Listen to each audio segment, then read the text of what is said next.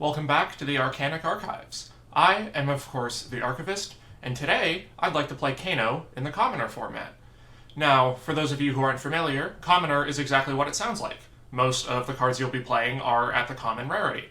Every card in your main deck has to be a common, and your hero, weapons, and equipment can be common or rare. We actually have all commons in our case, but there are some rare weapons that make up some commoner decks. And this rule change is actually fairly recent, maybe earlier this year, if I recall correctly. But anyways, Commoner is a super fun format if you've never tried it. It's a good way to explore other cards and interactions that might not be powerful enough for Blitz, but still very much have a home in a format with a little more restriction. Another great thing about Commoner is that it is super cheap to get into. If you look right here, we could get this whole Commoner Kano deck, which I believe is sort of the optimal build. The card pool's not all that large. There's not all that much different stuff you could do. I mean, maybe there's some good, like, hybrid Kano builds out there with some physical attacks mixed in, but I would consider this a fairly optimized, pure arcane Kano Commoner deck, and it's $10. You can't beat that. Cannot beat that at all. So, Commoner would be a great way to, build a battle box, get your friends into the game, explore several different heroes, classes, see what works before you drop a bunch of money on legendary equipments and whatnot. So, let's talk about Kano in Commoner. Now, the main thing you're probably thinking, if you're familiar with Kano in other formats, is, what about my Stormstriders? You lose out on a lot of combo potential with Kano in Commoner because you don't have your Stormstriders, you don't have access to his wonderful specializations, Blazing Ether and Lesson in Lava, but what we have instead is more of a straight, arcane burn deck. We have rainbow sets of a few powerful burn spells like Reverberate, Scalding Rain, and Snapback. Snapback is probably the reason to play the deck. This card is actually banned in Blitz because it is too good. And I love playing it in every format where it's legal. Best thing about Snapback is that all you have to do to be able to play this as an instant is play any other wizard non-attack card. That's easy.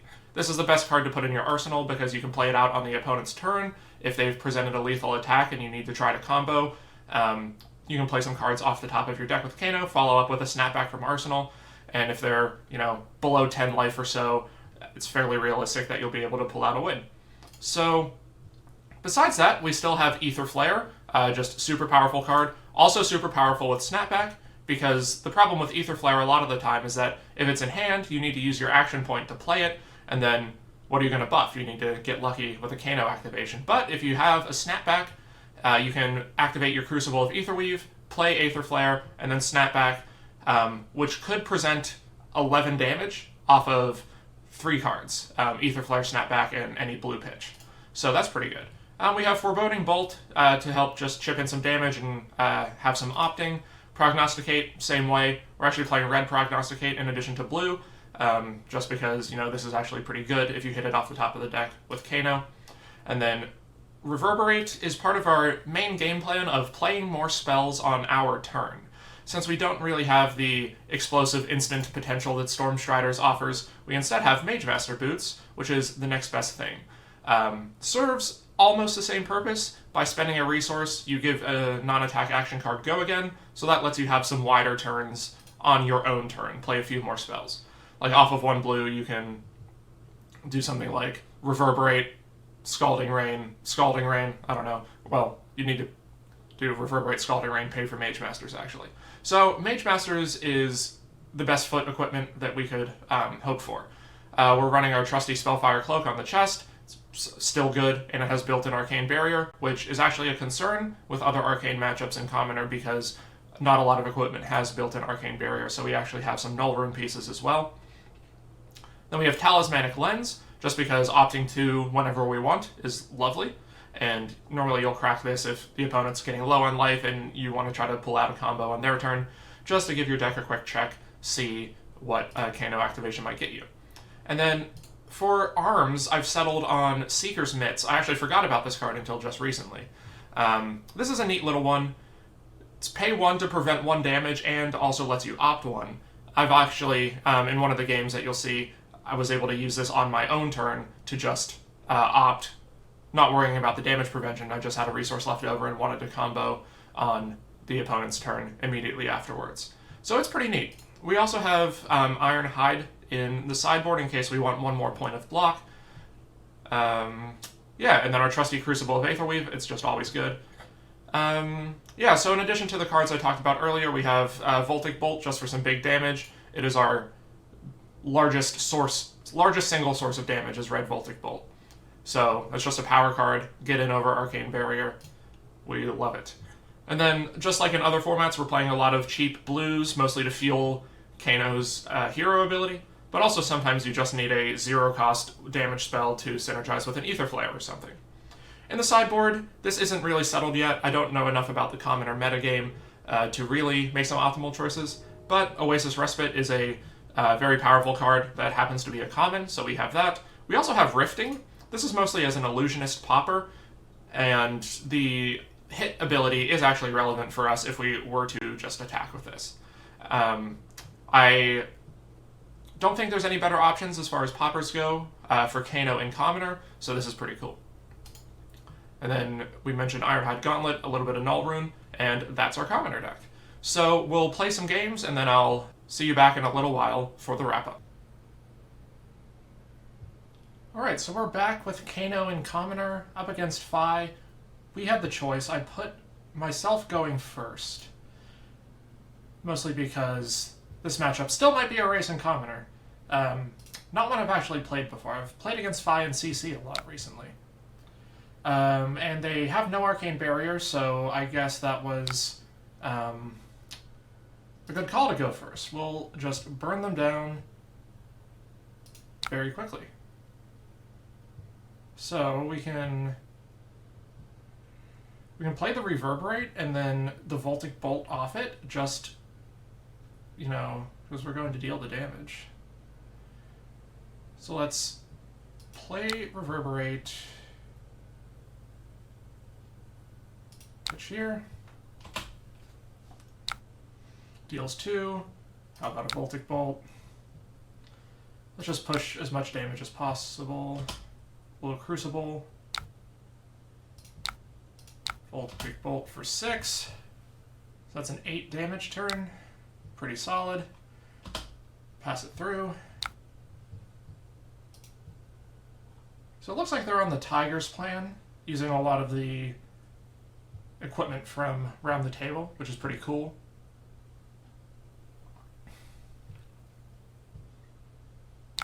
Right, so they do Brand for 2 with Go again. That's fine.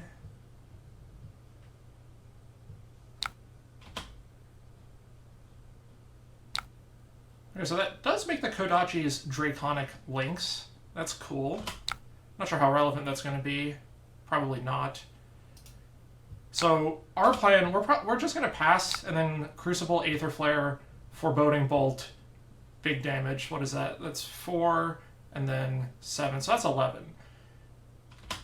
So as long as they don't do anything that can potentially just kill us.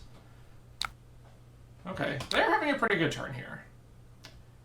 Funnily enough, Blaze Headlong doesn't get Go again, so I haven't played any red cards.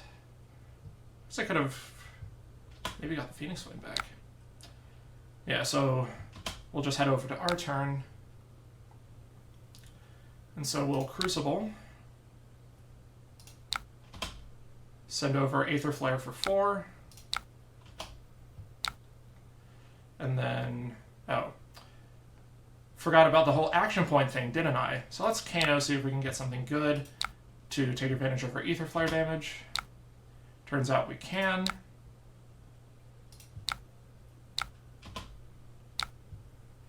Okay, so we put them down to 1 anyways, so that's fine. Doesn't really matter, right? We'll just pass, and then as soon as we get priority on their turn, blow them up with something. I suppose we could have Mage Masters to do something. It's actually pretty rough, the no blues. It's like, I want to be able to deal at least 1 damage. Okay, so we can just pitch our whole hand and get this Aether Flare. It's fine.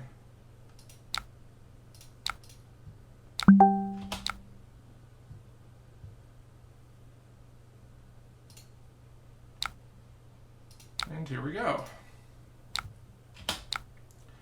Well, even in Commoner, you should still run Arcane Barrier. And on an interesting note, this is not the first time I've encountered someone in Commoner just not running any Null Rune. You basically have to run Null Rune because I don't think there's any common equipment outside of, like, Wizard, that has built-in Arcane Barrier that I can think of at the moment. So I've seen a lot of Mechanologists, especially, just, show up with, like, the full Teklo base set, and then I proceed to roast them because, again, it is Commoner, but you need Arcane Barrier against the Wizard. No getting around that. Anyways, that was fun. On to the next. Also one of the fastest games I've ever played. So we're back with Kano in the Commoner format, up against Levia, I'm not sure which it is, but we had the choice, and I put her going first. I've never seen Levia in Commoner, I haven't played enough yet, but traditionally, in Blitz and Classic Constructed, she can't really do much on her first few turns, and especially against Kano, Levia typically likes to just block a whole bunch on her first turn to get cards in the graveyard. Mad respect for Hellhammer over here. 1x2 for 6, pretty funny. So they're going to do a Wild Ride, which does gain Go again, that's a little sad. I think we will just... Yeah, we'll probably end up blocking with our whole hand, as I bet they have another 6 power attack, just to save on some life. So with the Shadow Heroes, if you're playing Kano, you need to be careful because they have these the Blank of Darkness set, which all can be banished to prevent 2 damage, and then also Spell Void 2. So they only have Arcane Barrier 1, but it's a little deceptive because they actually have Spell Void 2 and then another, more or less, Spell Void 2. So they pass here.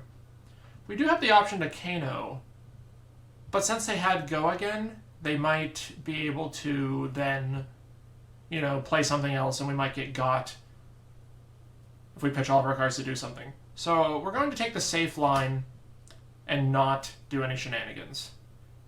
Probably should have blocked with Scalding Rain instead of Foreboding Bolt. They do the same amount of damage. Okay, excellent. So we have a Reverberate, which is lovely.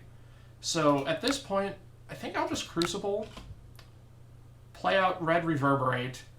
I doubt they will crack their Spell Void and kind of Spell Void equipment so early, because the Of Darkness set does have Blood Debt, so whenever you break it, it goes to your Banish Zone and will deal you damage every turn. So they're going to take some amount of damage, I assume, from this Reverberate, and then we can just play out the Scalding Rain, and that'll be great. We can even Kano with this Ether Dart, see if we get a freebie. So we've presented 4 arcane damage, and they take all 4. Nice.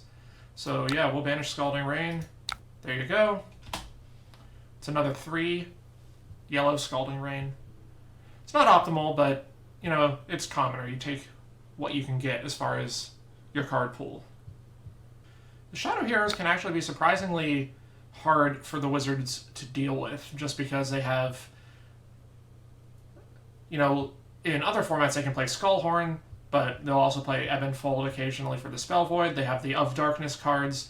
There's just a lot of damage prevention that's really hard to work around in certain circumstances. So let's see what we have on top of the deck. So it's a blue Ether Flare. We can't do anything with that. No point in banishing it, so we'll just pass. Would not have put a 0-for-1 blue card in Arsenal anyhow, so it doesn't matter much. Oh man, 1 card down we had the Prognosticate. That would have been the ideal hit for the free Kano. Oh, so here they're just coming at us with the Hellhammer. That's pretty funny. What do we want to do on our turn? So with 3 resources, we can Prognosticate into Voltic Bolt using our Mage Master's Boots. That's pretty fine, I guess. The one card we really want to find for our arsenal is Snapback,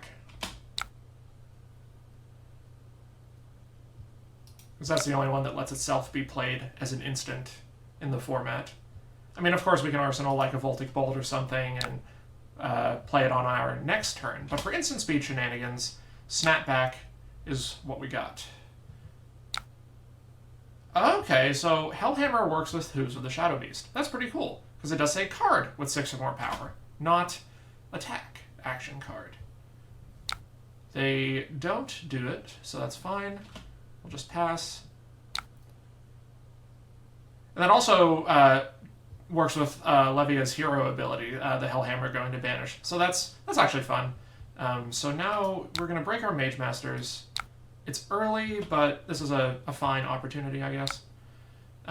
We are losing out on the potential opt.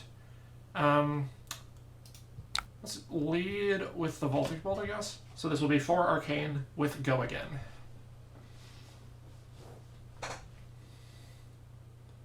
So they are pitching, blue unmovable, and they break their Ebb and Fold. So now we'll just prognosticate for 3 Arcane.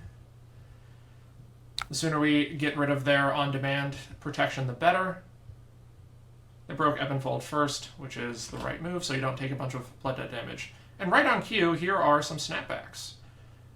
We have 3 blues, which is sort of not good, because it'll make it harder to push damage on our turn. So here they are, Dread Screamer with Go Again for 6. So they're only at 10.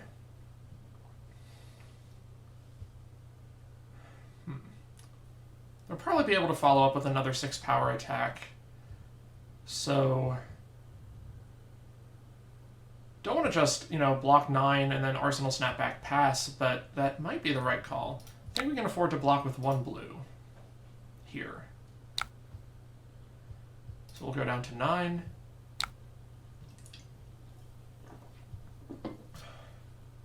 Okay, so it's just Graveling Growl for 7. Yeah, that's pretty good.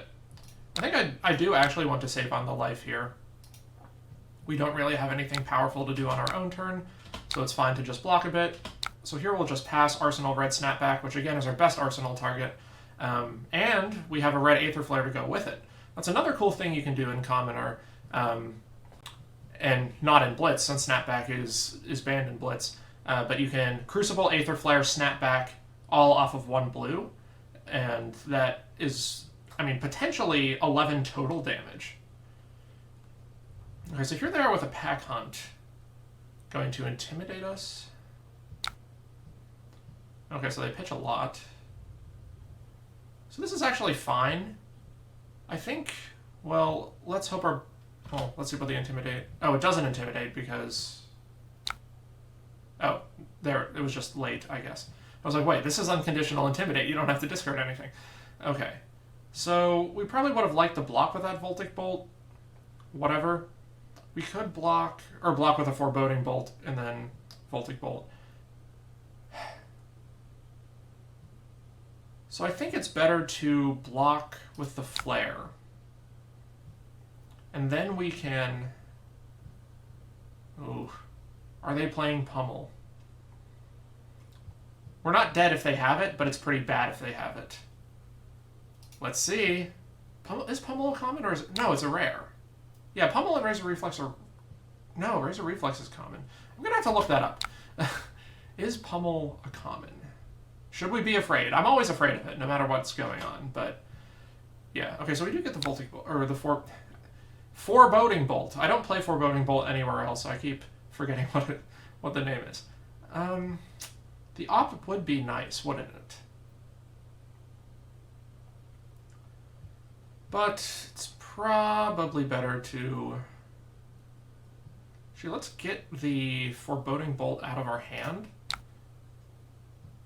So we want to draw, ideally, as many blues if we're going to try to combo on their turn.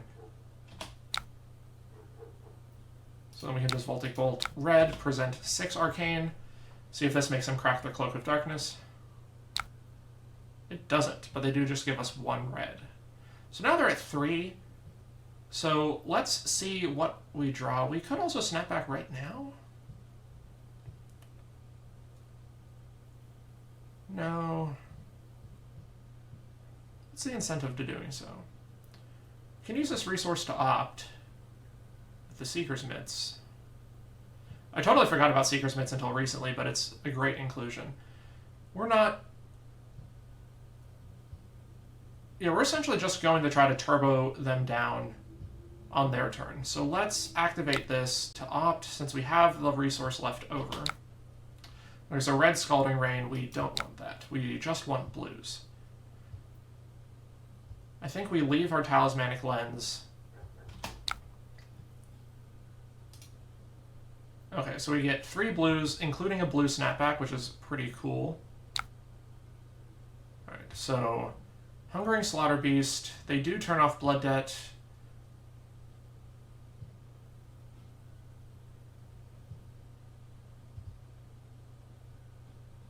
Let's check what's on top of our deck. Okay, Reverberate here is actually pretty good. So let's bottom blue Voltic and top yellow Reverberate. I suspect they'd probably crack the Cloak of Darkness to prevent the Reverberate. So let's Kano it. And then we would like to Crucible. They could pitch and crack Cloak of Darkness, but I think it's worth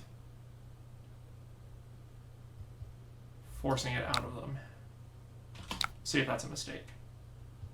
So that lets us Crucible of Aetherweave, and we'll do yellow Reverberate for 3. We also might just be able to get them with Snapback into Snapback. They're going to crack the Cloak. They do. Okay. So we need to deal...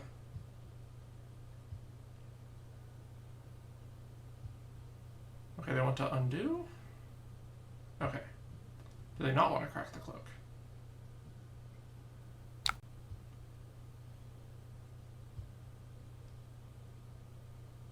They just took the damage. I'm a little confused at what happened there. Was that a Talishar quirk? Huh. Okay, in any case...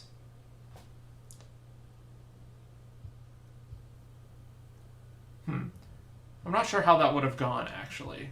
They might have been able to stabilize just at 1 life, and then we would have had to rely on blocking with this Reverberate going down to 1, and then they probably could have done Hooves of the Shadow Beast and played something else. So that might not have gone well for us, depending on what was in their hand. But anyways, that was an interesting game. I think Levia actually has some legs in Commoner, some cool little tricks, especially with Hellhammer and the synergy with Levia's ability, and with Hooves of the Shadow Beast. You can kind of use Hellhammer to turn off Blood Debt whenever you want, as long as you don't mind attacking with it and adding to your Blood Debt, since this banishes whenever it attacks, always satisfies Levia's condition. So late game, if you're worried about dying to Blood Debt, you can just attack with Hellhammer and hope for a better hand next turn.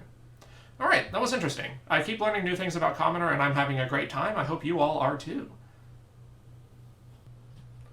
So here we are in Commoner against Prism. I'm going to say we go first. Not exactly sure what the right call is in this matchup. However, I brought 2 Riftings just for this special occasion to use as poppers. And also, if you play it as an attack, the ability is actually quite relevant. So we'll bring those in to and take out maybe a yellow Snapback. The Snapback's the most fun card in the deck. Take out 1 yellow Snapback and I guess 1 red Foreboding Bolt. No, yellow Snapback. We'll do that. And we'll have the Spellfire Cloak for incidental arcane sources.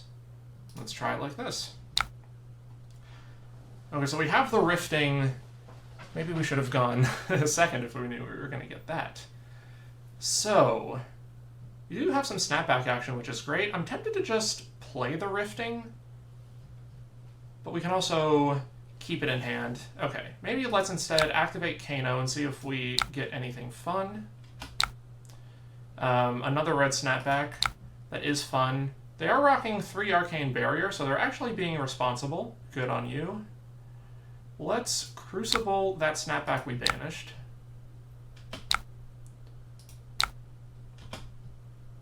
And then perhaps we will play the other one.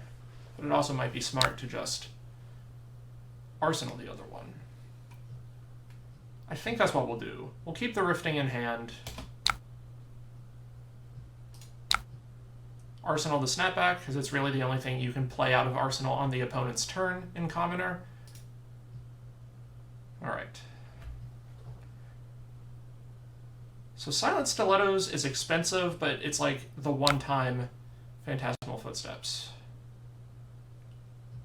Okay, so my guess is that we're going to get some value out of having this Rifting in hand. Yeah, so they do a souped-up Herald. How about a Rifting to block? Triggers Phantasm. We love that. No one expects the popper for Kano. Alright. So do they Stiletto? They do get to draw a card, which could mean that they get a blue that they can then pitch into the Stiletto. So that's a little unfortunate, but that's just how Veiled Intentions works. Okay, so they don't. So we'll... Yeah, no reason to do a bunch of stuff now. We're going to have to be conscious of their Arcane Barrier. But when we have one of our Go Tall spells in hand, well, we sort of have a free Kano, since we have the two blues. Let's do the free Kano. Alright, so we get a zap that is, 0 for 1 free damage. Great. Let's activate our Crucible, and then do the Voltic Bolt for 5. And Voltic Bolt is just vanilla damage, but it is our biggest source of damage in this format, and it helps us just chip in cases like this, where there's lots of Arcane Barrier going on. Then we'll do the zap, because why not? I bet they'll just take it rather than give us another card.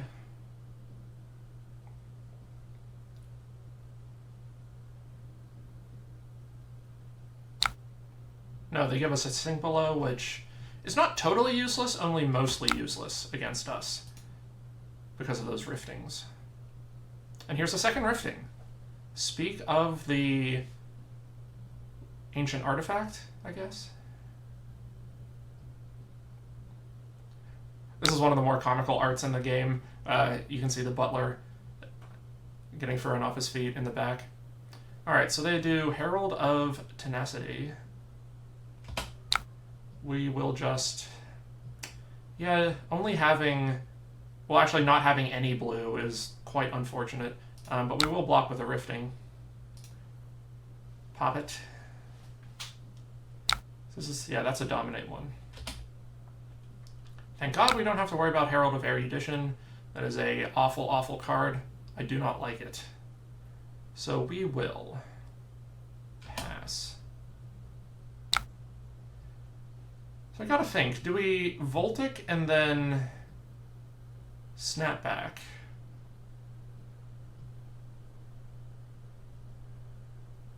Or do we save the Snapback and just Crucible the Voltic? I think... I mean, the Aether Flare Snapback combo is so good. We haven't taken any damage yet. Yeah, I'm actually just going to send the Voltic for 5.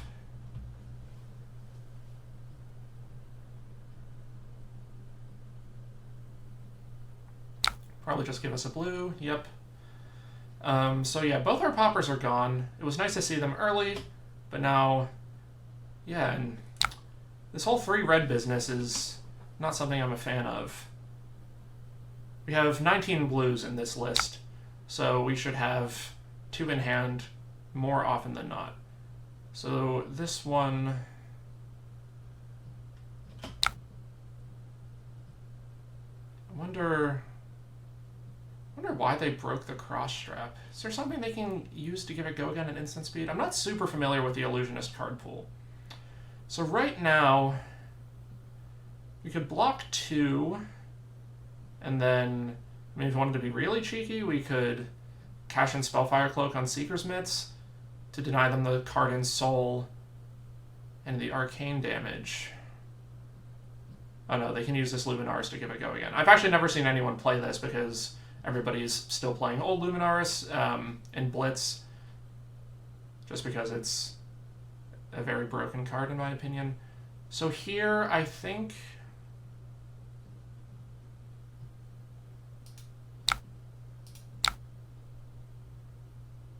let's do that.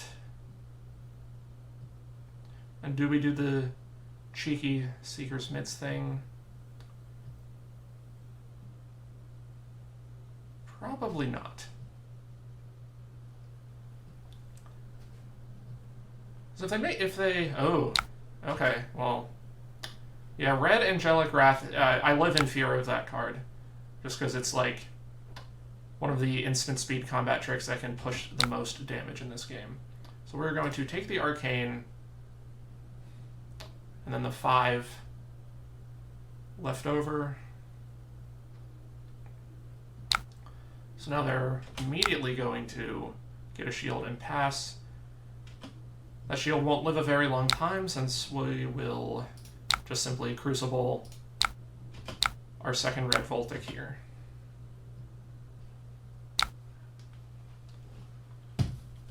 Alright, so they've taken 6 damage. Wonder if that was a mistake on their part. I always gotta wonder. Well, it's actually only 5. But we do get rid of that shield. That's great. Okay, so there's where all our blues were hiding. Several cards down. So this, again, that's a Dominate one. So, given that we have the all-blue hand... I'm missing that red Aether Flare we saw earlier. With this hand, we might just... well, we're definitely going to block what we can to save on life.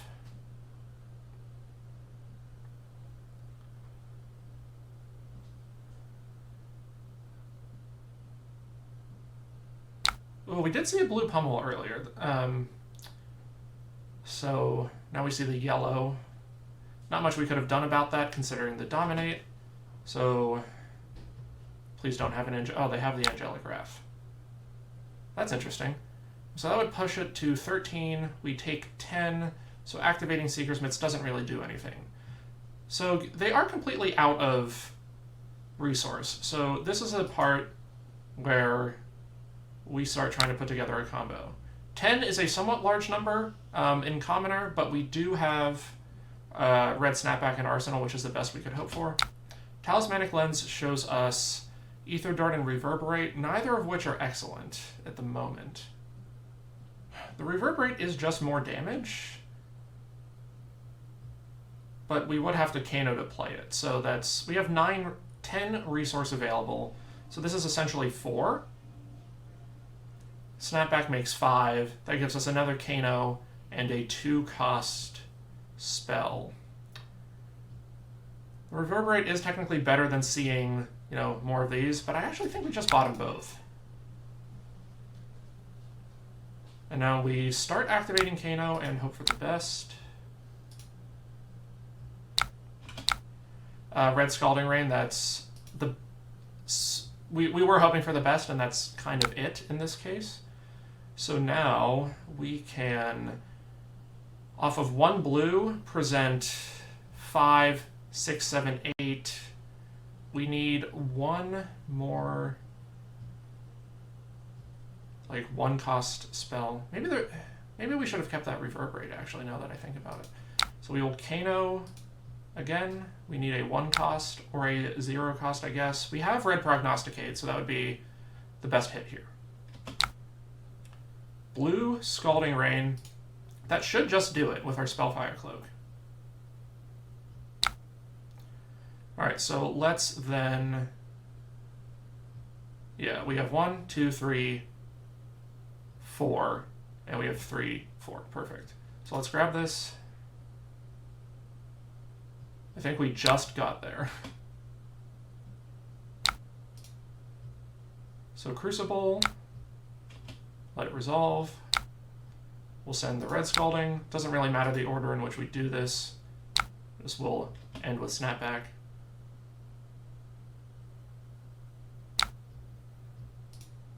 And then another 2 from Blue Scalding Rain. Yep, and we did exactly get there. Snapback is the reason to play Kano in Commoner, in my opinion. If you've missed playing it in a Young Hero format since it was banned in Blitz, here we are. Snapback in a Young Hero format. Yeah, so that was an interesting game. They had what I would consider to be some pretty optimal hands, especially that last one with the Pummel and Angelic Wrath at the same time. But through a little bit of luck and sitting on that Snapback from our very first turn, we got there. So, what did we learn today about Kano in the Commoner format? Firstly, I would like to say that it was just tons of fun playing and recording these games for you all to enjoy. This is a wonderful format, and it's actually a little difficult to find games a lot of the time.